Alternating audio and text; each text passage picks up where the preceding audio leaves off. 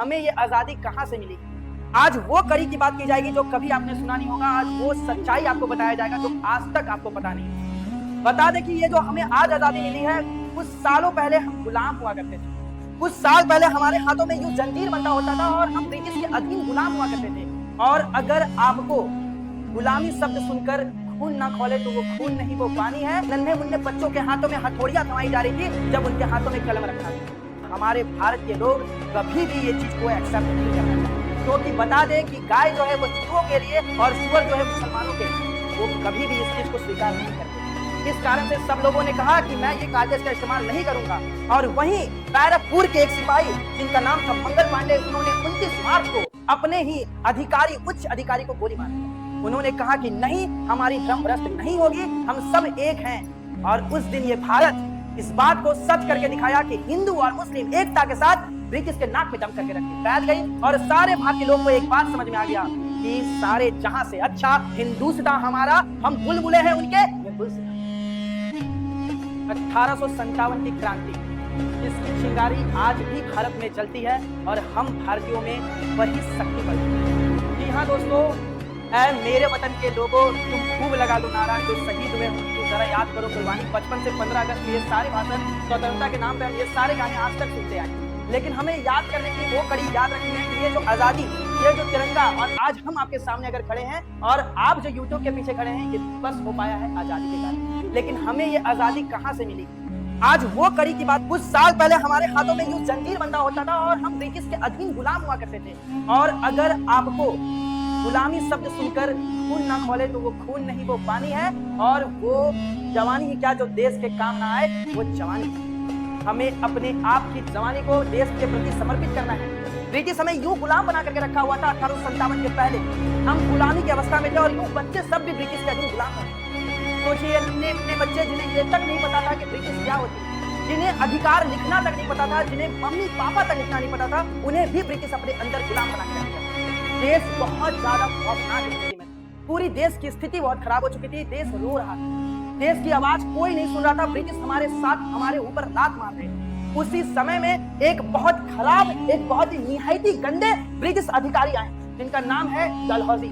यूं तो अपने आप को लॉर्ड डलहौजी कहते हैं, लेकिन इनके ऊपर शर्म आनी चाहिए ऐसे इंसान को कि ये अपने आप को लॉर्ड क्यों कहते हैं। लॉर्ड डलहौजी की बात की जाए तो लॉर्ड डलहौजी ने विलय की नीति अपनाई। लॉर्ड डलहौजी ने डॉक्ट्रिन ऑफ लैप्स लाया, जिसका एक ही काम था कि ब्रिटिश के जितने भी राज्य हैं उसको अपने अंदर मिला देते। विलय की नीति आपको वो पता होगा कि जिसके पास खुद की संतान नहीं है तो वो गोद लिए हुए बच्चे वो राजा नहीं बन सकते हैं। और ये नीति लाकर, सब्सिडी अलायंस लाकर, सहायक गठबंधन लाकर के ब्रिटिश बहुत सारे राज्य को अपने अंदर मिलाना शुरू कर दिया, जैसे कि नागपुर, सतारा, उदयपुर, अवध, झांसी, ये सारे एरिया को इन लोगों ने मिलाना शुरू किया। और यहीं से जन्म हुई एक बहुत बड़ी लड़ाई।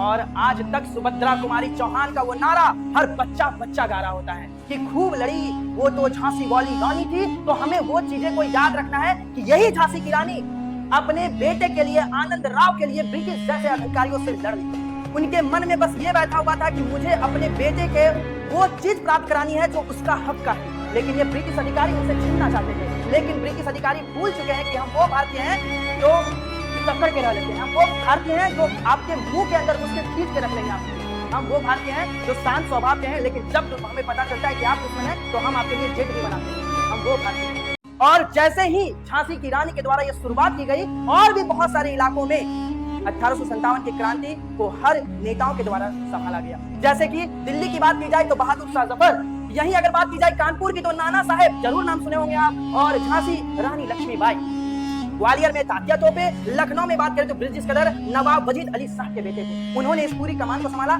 आरा में कुंवर सिंह, मध्य प्रदेश में बात की जाए तो अवंतीबाई लोधी, और फैजाबाद में अहमदुल्ला शाह, और बरेली में बख्त खान। सब लोगों ने इस कमान को संभाला। फिर भी सवाल एक ही जगह अटका पड़ा है, अभी भी प्रश्न वही जगह पे अटका पड़ा है कि आखिरकार ये आंदोलन की शुरुआत किस बात से हुई। आखिरकार वो कारण क्या था?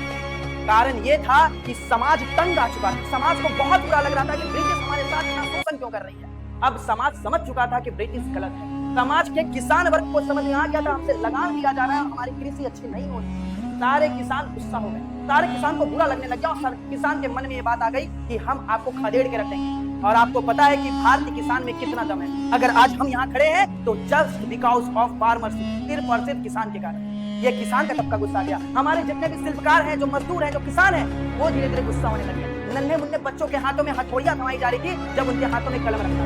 ब्रिटिश अधिकारी उनके हाथ में हथौड़ा लाके दे रहे थे, ना कि कलम दे रहे थे। सारे के माँ पिताजी सब कोई को इस बात का बुरा लग रहा था कि ब्रिटिश हमें बस गुलाम बना रहे। आगे ये कहानी बढ़ी और यहाँ पर एक राइफल का इंट्रोड्यूस किया गया और ये राइफल में बोला गया कि इसमें कांटे जो है उसमें सुअर और गाय की चर्बियां हैं। ये अफवाह फैलनी शुरू और हमारे भारत के लोग कभी भी ये चीज को एक्सेप्ट नहीं करना चाहेंगे, क्योंकि बता दें कि गाय जो है वो हिंदुओं के लिए और सुअर जो है मुसलमानों के लिए, वो कभी भी इस चीज को स्वीकार नहीं करते। इस कारण से सब लोगों ने कहा कि मैं ये कागज का इस्तेमाल नहीं करूंगा। और वहीं बैरकपुर के एक सिपाही जिनका नाम था मंगल पांडे, उन्होंने 29 मार्च को अपने ही अधिकारी, उच्च अधिकारी को गोली मार दी। उन्होंने कहा कि नहीं, हमारी भ्रम भ्रष्ट नहीं होगी, हम सब एक हैं। और उस दिन ये भारत इस बात को सच करके दिखाया कि हिंदू और मुस्लिम एकता के साथ ब्रिटिश के नाक में दम करके रखे। और 29 मार्च के ये गोली मारे और 8 अप्रैल को ब्रिटिश अधिकारी डर करके इनको फांसी पर चढ़ा दिया। ये फांसी नहीं थी, ये मंगल पांडे का आवाज था और मंगल पांडे की इस आवाज के कारण पूरी भारतीय जनता उठ गई। तब कोई के मन में एक ही प्रश्न था कि अब ब्रिटिश बहुत हुआ, अब हम नहीं सहेंगे, अब ये हमसे बर्दाश्त नहीं होगा। और 8 अप्रैल को जैसे ही ये घटना हुई, 10 मई पूरी जनता निकल पड़ी दिल्ली की ओर, पूरी जनता निकल पड़ी दिल्ली की ओर और वो पहुंची बहादुर शाह जफर के पास। बता दे, मुगल साम्राज्य के सबसे आखिरी शासक बहादुर शाह जफर के दरबार में पहुंच गए। बहादुर शाह जफर ने इन लोगों को आशीर्वाद दिया और इन लोगों ने ये बात की घोषणा की कि हमारे भारत के राजा बहादुर शाह जफर हैं। लेकिन यही नीच ब्रिटिश अधिकारियों ने इन्हें भी बंद करके, जेल में बंद करके रंगून भेज दिया और आज बहादुर शाह जफर रंगून में जाकर एक बात सोचो जरा सा कि यही मुगल शासन जो शुरू से दिल्ली में शासन की बैठी हुई थी, लेकिन बहादुर शाह जफर को दिल्ली का 2 गज जमीन तक नहीं था। इस कारण से बहादुर शाह जफर ने रंगून में, म्यांमार में बैठ करके एक शायरी लिखी और वो शायरी कुछ ऐसा था कि कितना ही बदनसीब जफर दफन के लिए कि 2 गज जमीन भी ना मिली कुएं यार में। बहादुर शाह जफर हाथ जोड़ जोड़ के ब्रिटिश अधिकारी से बस इतना कहते रहे कि मुझे दिल्ली का 2 गज जमीन दे दो, लेकिन इन्होंने इतना भी उन्हें नहीं। लेकिन यहाँ पे ब्रिटिश अधिकारियों ने भले ही 1857 की क्रांति को दबा दिया, कुचल दिया, लेकिन हमारे मानसिक रूप से इसे कभी भी नहीं दबा पाए। और 1857 की क्रांति लोगों के मन में जाके बैठ गई और सारे भारतीय लोग को एक बात समझ में आ गया कि सारे जहां से अच्छा हिंदुस्तान हमारा, हम बुलबुले हैं उनके। और उसके बाद से सारे भारतीय निकल पड़े और ब्रिटिश को खदेड़ के रखे। लेकिन आप लोगों से बस इतना ही कहना होगा कि इस वीडियो के बाद आप हमें यह बताएं कि पटना में 1857 की क्रांति को किसने संभाला था और क्या ये 1857 की क्रांति बस एक सिपाही विद्रोह है, ये आपको कमेंट करके बताना है। और आपका ही ये कहना था कि 1857 की क्रांति के ऊपर वीडियो आए, अगला वीडियो किसके ऊपर आए, ये भी आपको बताना है। और ऐसे ही कंटेंट 10 मिनट वीडियोस के साथ अगर आपको रहना है तो आपको थैंक यू। जय हिंद, जय भारत।